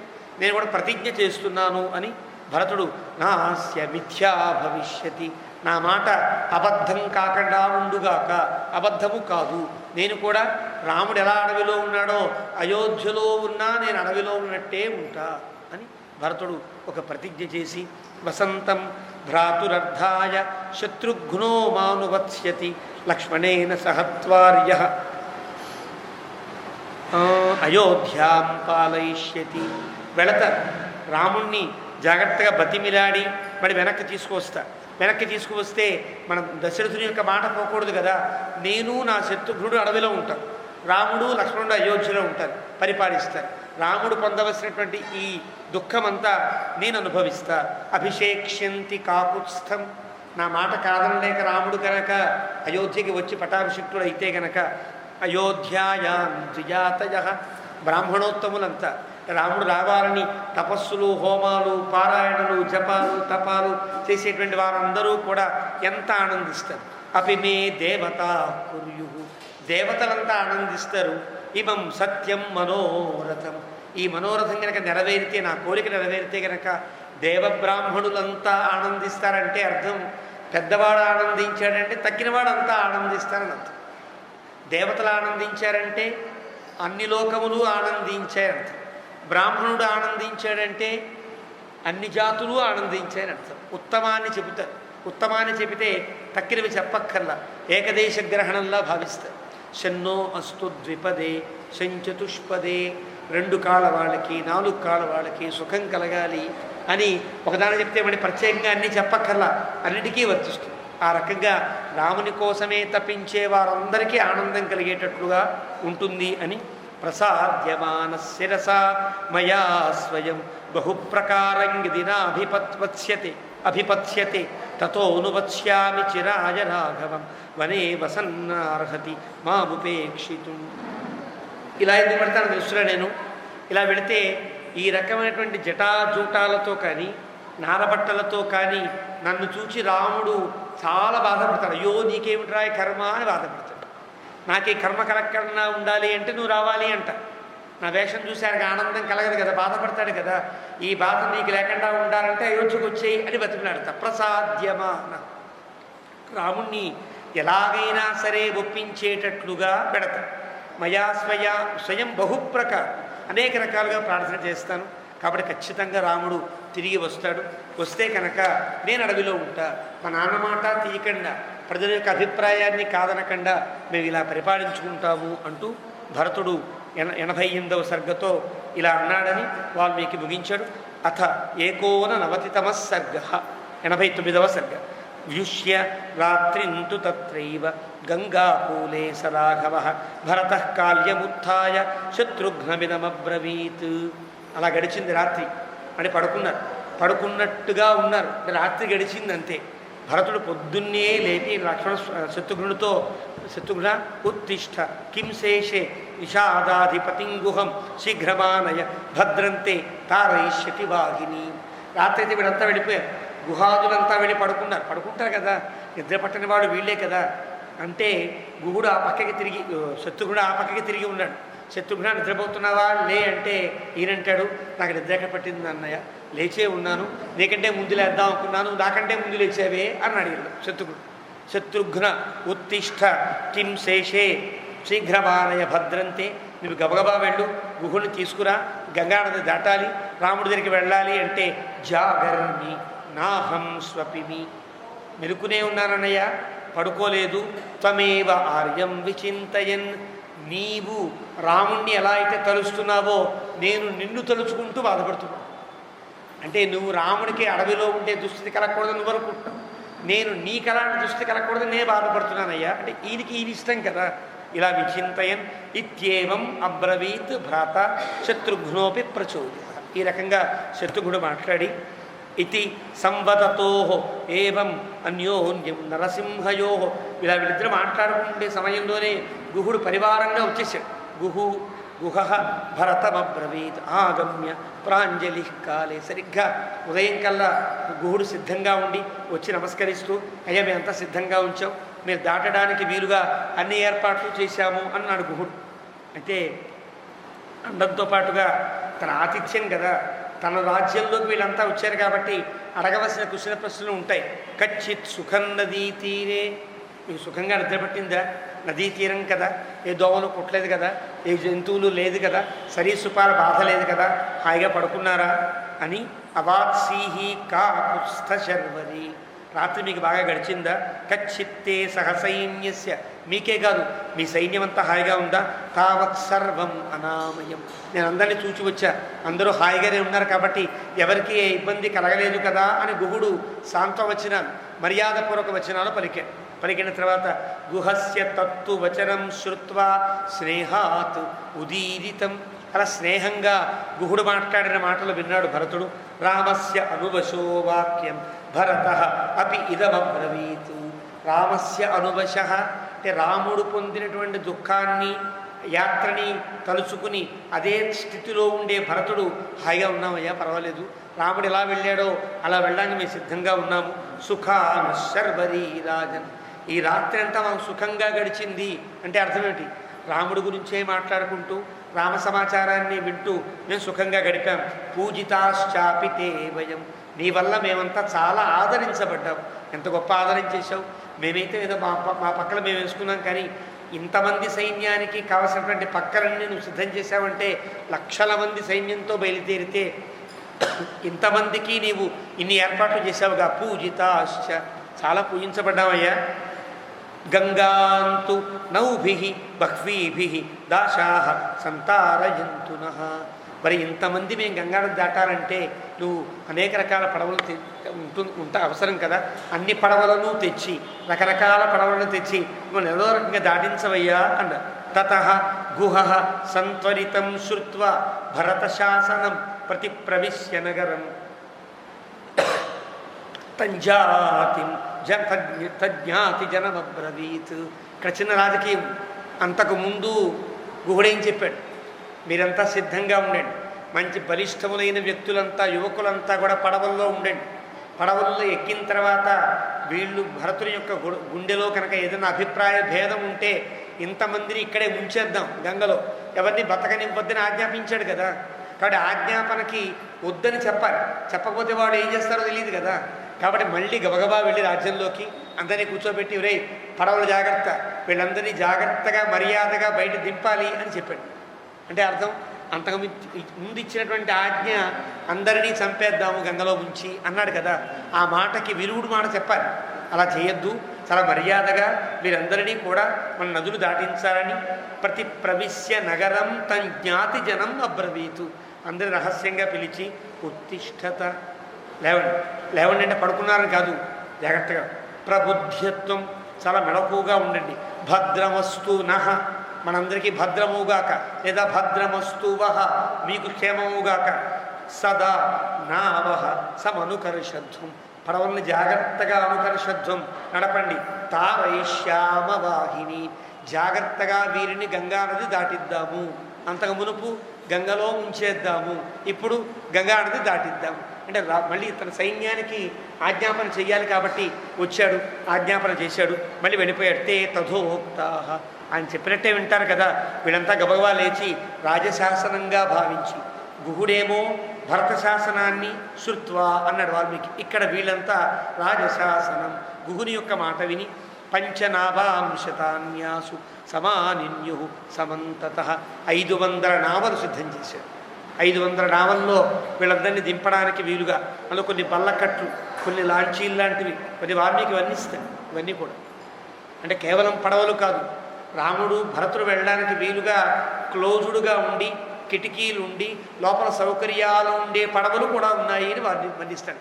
అలాంటి పడవలకి స్వస్తికములని పేరు అంటారు.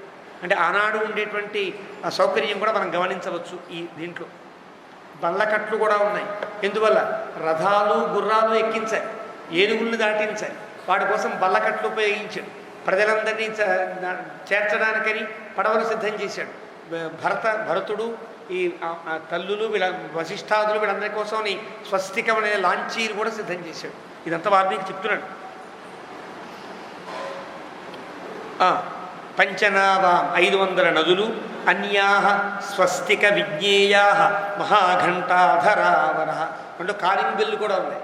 ఆపమంటే ఇక్కడి నుంచి ఒక బెల్లు కొడితే టక్కన ఆపేటట్లుగా ఉండే సిస్టమ్ అంతా ఉంది. ఘంటాధరాహ వరాహ, గంటలున్నాయి. అంటే వెళ్ళండి, ఆపండి, ఇక్కడ ఆపండి, ఎక్కడ వెళ్ళండి చెప్పడానికి వీలుగా, సంజ్ఞలు చేయడానికి వీలుగా కొన్ని కొన్ని వాటితో కూడి ఉన్నటువంటి శోభమానాహ పతాకాభి అనేక రకాల పతాకములతో అలంకరించినవి యుక్తవాహాహ సుసంహతాహ ఎక్కిన వారికి సుసంహతాహ క్లోజుడుగా ఉండేవి.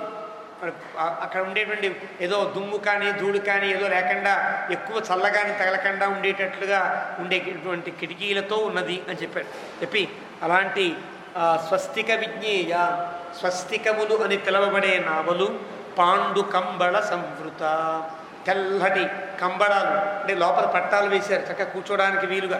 అలాంటి ఆ కంబళంతో ననంది ఘోషాం కళ్యాణి గుహో నావముపాహరతు అంతకంటే గొప్ప నది. ఆ లాంచీల్లో కూడా ఒక మంచి లాంచీని పట్టుకొచ్చి భరతుడు ఎక్కడానికి వీలుగా సిద్ధం చేశాడు గుహుడు. తామారురోహ భరత ఆ పడవలోకి ఎక్కాడు. శత్రుఘ్నశ్చ మహాబల శత్రుఘ్నుడు ఆ పడవ ఎక్కారు.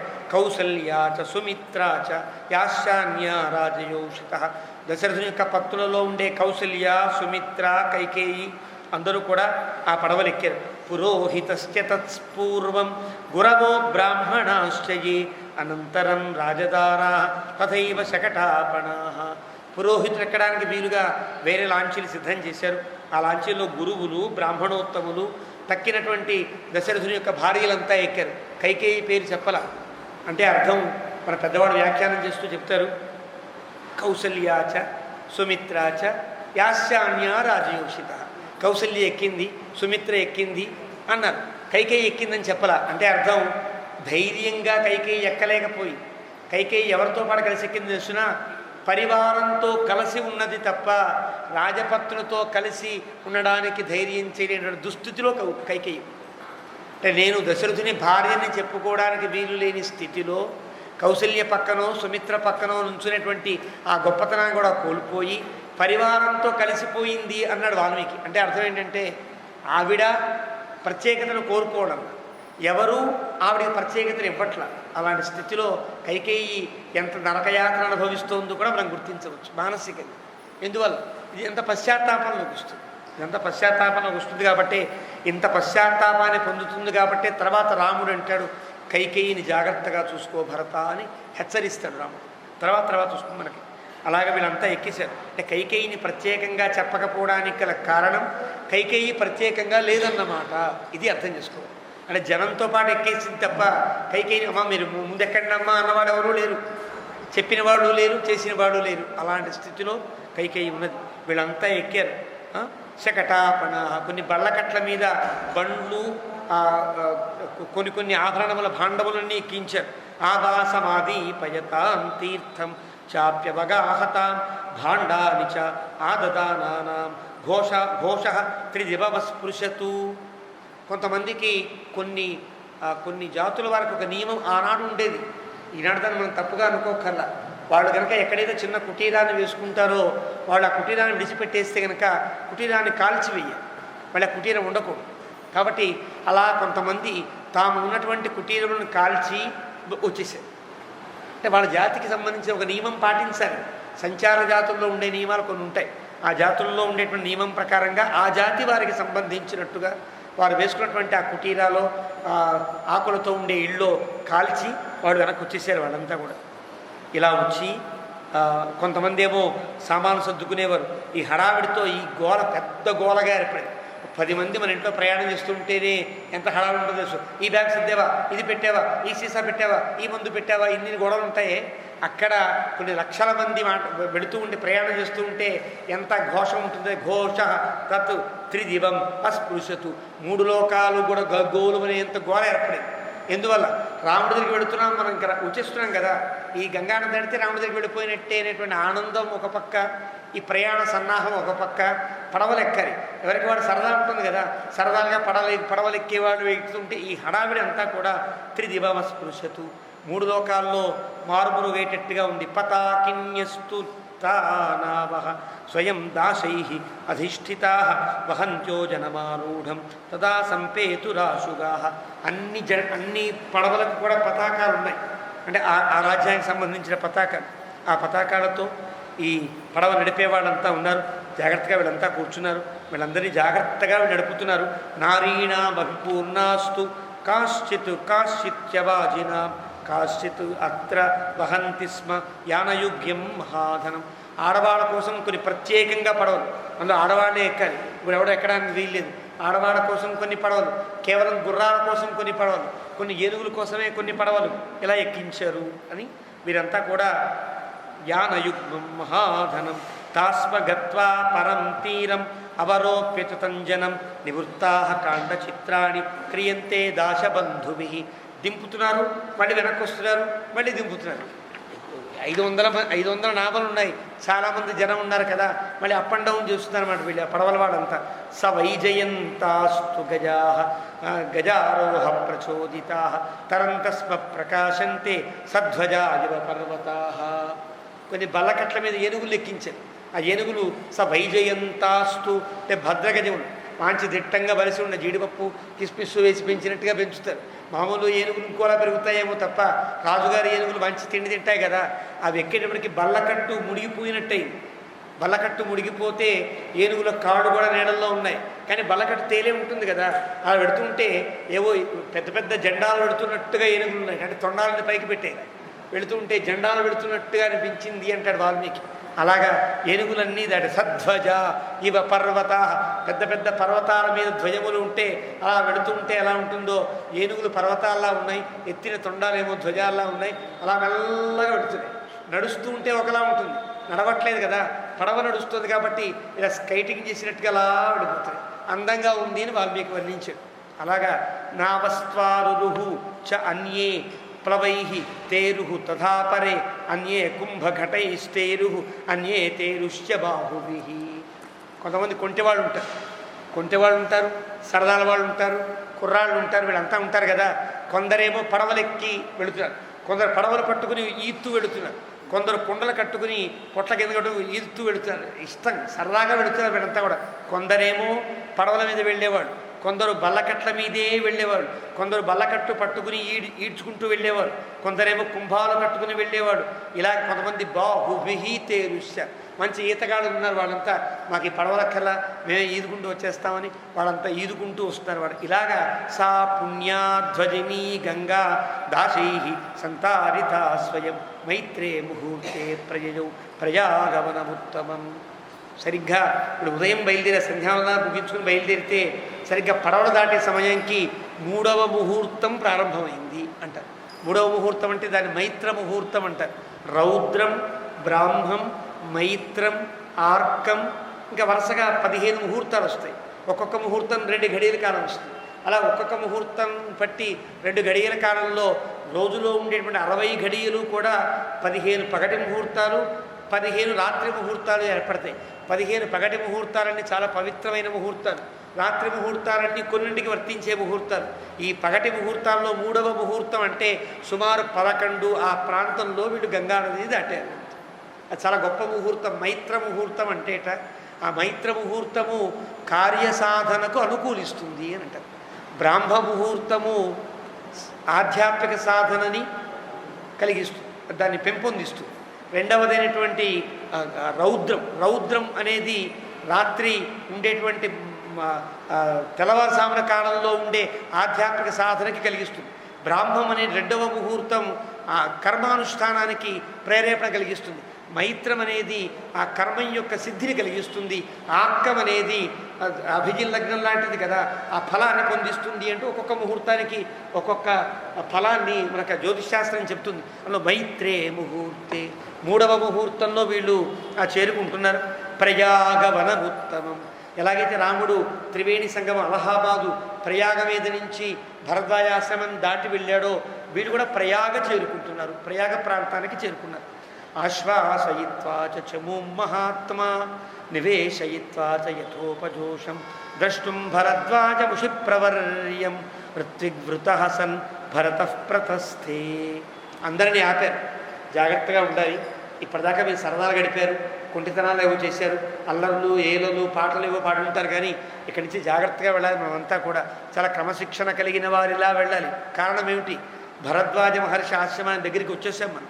భరద్వాజ మహర్షి ఆశ్రమంలో రాముడు ఉండొచ్చు, లేదా రాముడు ఇంకెక్కడైనా ఉండొచ్చు, కానీ భరద్వాజ మహర్షి ఆశ్రమానికి వెళ్ళేవాళ్ళం జాగ్రత్తగా వెళ్ళొద్దా అని ఆశ్వాసయిత్వా చమూం మహాత్మా. ఒక ఇంటి పెద్ద ఎక్కడికి వెళితే ఎలా ఉండాలో చెప్పినట్టుగా భరతుడు వాళ్ళందరికీ కూడా ఇలా ఉండాలి, ఇలా మాట్లాడాలి, ఇలా వినయంగా ఉండాలి అంటూ వాళ్ళందరికీ చెప్పినవాడై నివేశయిత్వాచ యథోపజోషం. ఎంత కాసేపు విశ్రాంతి తీసుకొని కష్టపడ్డారు కదా, కాసేపు ఆగుదాం, తినవలసిన అన్నం ఉంటే తినేయండి, తర్వాత బయలుదేరదామని ద్రష్టుం భరద్వాజ ఋషిప్రవర్యం. ఋషిప్రవర్యుడే, ఋషులందరిలో చాలా గొప్ప వ్యక్తే. వేదమును అధ్యయనం చేసిన వాళ్ళల్లో భరద్వాజుని కంటే గొప్పవాడు ఎవడో ఉండడు. వేదం చెప్పిన మాట. కొన్ని ఆయుర్దాయాలు పొంది మరి ఇంద్రుణ్ణి ప్రత్యక్షం చేసుకుని ఇంకొక ఏడాదిలో పోతానయ్యా నేను, నాకు ఇంకో ఆయుర్దాయం ఇవ్వవా అని అడిగాడు ఇంద్రుణ్ణి.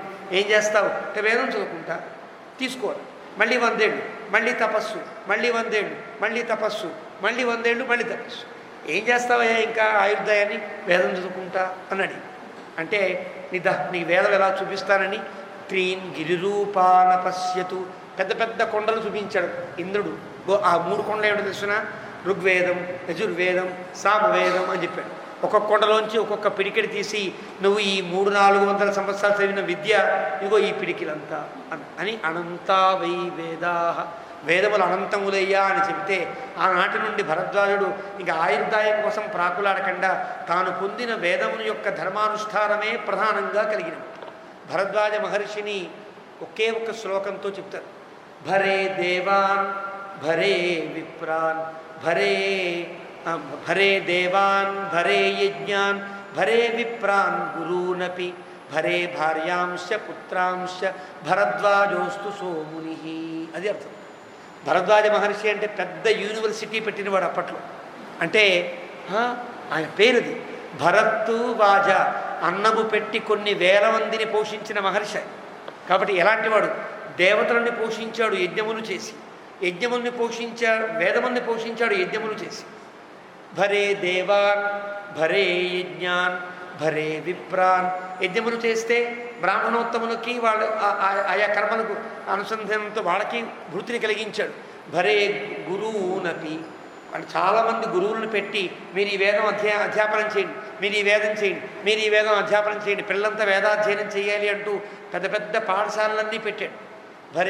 భరే భార్యాంశ పుత్రాంశ, భార్యలను పుత్రులను కూడా పోషించాడంటే అర్థం ఆ గురువులకు కూడా అక్కడ రెసిడెన్స్ ఏర్పాటు చేసి వాళ్ళ భార్యలను వాళ్ళ పిల్లలను కూడా తను పోషించాడు భరద్వాజ మహర్షి. కాబట్టి ఇంత భరత్ వాజ, ఇంతమందిని పోషించిన వాడు కావడం చేత భరద్వాజ మహర్షి ఇదంతా చెప్పడం కోసమని భరతుడు భరద్వాజం ఋషి ప్రవర్యం ఋత్విగ్వృత సన్ భరత ప్రతస్థే. అంత గొప్ప మహర్షి, ఆయన దగ్గర పెడుతున్నాం, జాగ్రత్తగా ఉండాలి అని చెప్పాడు. సబ్రాహ్మణస్య ఆశ్రమమభ్యుపేత్య మహాత్మనో దేవపురోహితస్య దదర్శ రమ్యోటజ వృక్షషండం మహద్వనం విప్రవరస్య రమ్యం. సబ్రాహ్మణస్య ఆశ్రమం అభ్యుపేత్య, సబ్రాహ్మణస్య, బ్రాహ్మణోత్తముడు భరద్వాజుడు అంటే బ్రహ్మవంశమునందు పుట్టినవాడు కదా, కానీ చాలా గొప్పవాడు. అంతేనా? మహాత్మన, చాలా గొప్ప మహాత్ముడు. దేవపురోహితస్య, దేవతలకు ఈయనే పురోహితుడు అని చెప్పాడు. అబద్ధం కదా అనిపిస్తుంది మనకి. అబద్ధం కాదు. భరద్వాజ మహర్షికి పూర్వులు అంగిరో మహర్షులు, అంగిరో మహర్షులకి పూర్వుడు బృహస్పతి. అంటే బృహస్పతి వంశంలో పుట్టాడు కాబట్టి ఆంగీరస బార్హస్పత్య భారద్వాజ. అంటే బృహస్పతి ఎవడు?